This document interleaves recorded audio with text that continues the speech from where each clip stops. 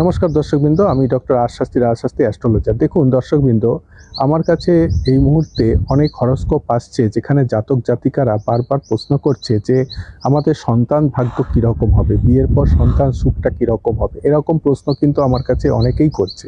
দেখুন দর্শকবৃন্দ, হরোস্কোপে সন্তান ঘর হচ্ছে পঞ্চম হাউস, ফিফথ হাউসকে সন্তান সুখ হিসাবে ধরা হয়ে থাকে। তাই যদি জন্মছককে এখানে বিচার করতে হবে, এবং যদি আপনারা ভালো করে সন্তান সুখ পেতে চান, তাহলে কিন্তু পঞ্চম হাউসকে স্ট্রং হতে হয়। পঞ্চম হাউসে যদি কোনো পাপ গ্রহ শনি রাহু কেতু যুক্ত থাকে, বা পাপ গ্রহ দৃষ্ট থাকে, বা পাপ গ্রহ বসে থাকে, তাহলে কিন্তু জানবেন সন্তান সুখে বারবার ব্যাঘাত ঘটবে, এবং সন্তান এসেও সেই সন্তান স্থায়ী হবে না, নষ্ট হয়ে যাবে, পড়ে যাবে, বা কোনো রকমভাবে ডিস্টার্ব হয়ে যাবে। তাই পঞ্চম হাউসকে ফিফথ হাউসকে দেখতে হবে, এবং সন্তান সুখের জন্য তাকে প্রতিকার করতে হবে। অবশ্যই আমার সঙ্গে যোগাযোগ করবেন আমার ফোন নাম্বারে।